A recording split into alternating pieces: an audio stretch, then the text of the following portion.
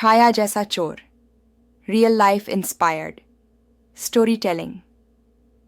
शहर का नाम था कानपुर। साल था 1997। गर्मी की रातें थीं जब हवा भी बुझी हुई लगती थी। उसी दौरान शहर में एक ऐसा चोर सक्रिय हुआ जिसने पुलिस, जनता, यहां तक कि स्थानीय नेताओं को बेचैन कर दिया।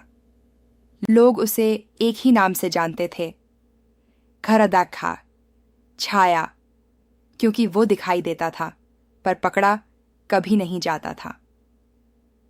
रात के ठीक 12:23 पर अक्सर उसकी दस्तक शुरू होती।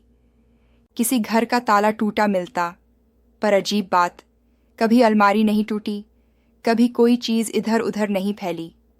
वो अंदर आता, बस वही चीज ले जाता जो वर्षों से किसी ने छुआ भी ना हो। पुरानी जेवर की पेटी, पीतल का एक पुराना सिक्का, दादी का पहनने वाला चांदी का कड़ा। चोरी होती थी लेकिन चोरी जैसी नहीं लगती थी। पुलिस इंस्पेक्टर देव सिंह, जो उस समय शहर के सबसे सख्त ऑफिसर माने जाते थे, उन्होंने कसम खाई कि इस चोर को पकड़कर दिखाएंगे। हर रात गश्त बढ़ाई गई, जाल बिछाए गए, पुलिस चौकियां दोगुनी की गईं, लेकिन छाया जैसे हवा में घुल जाता था। कई बार पुलिस नजदीक पहुंची, बस 2-3 सेकंड की दूरी पर, लेकिन हर बार वही हुआ। एक अंधेरी आकृति छतों पर दौड़ती, छलांग मारती और पलक झपकते गायब हो जाती, जैसे वह इंसान नहीं, कोई परछाई हो। एक रात पुलिस ने पूरा इलाका घेर लिया था। इंस्पेक्टर देव ने सोचा, आज नहीं बच पाएगा। और सच में पहली बार चोर दिखाई दिया, काले कपड़ों में, पतला शरीर, आंखों में अजीब सी शांति। देव ने चीखकर कहा, रुक जा, हाथ ऊपर कर दे।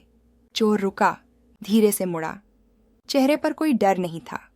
उसने सिर्फ इतना कहा, मैं चोरी नहीं करता साहब, मैं बस वो लेता हूं जो कभी किसी ने संभाला ही नहीं।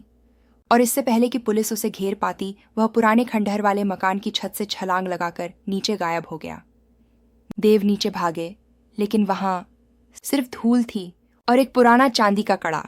धीरे धीरे लोग कहने लगे कि छाया कोई चोर नहीं, बल्कि किसी बीते जमाने की आत्मा है जो अपने पुराने सामान लेने वापस आती है। पुलिस ने यह बात मजाक समझी, लेकिन देव नहीं, क्योंकि उन्होंने कई बार उसकी आंखें करीब से देखी थीं। वो आंखें इंसानी नहीं लगती थीं।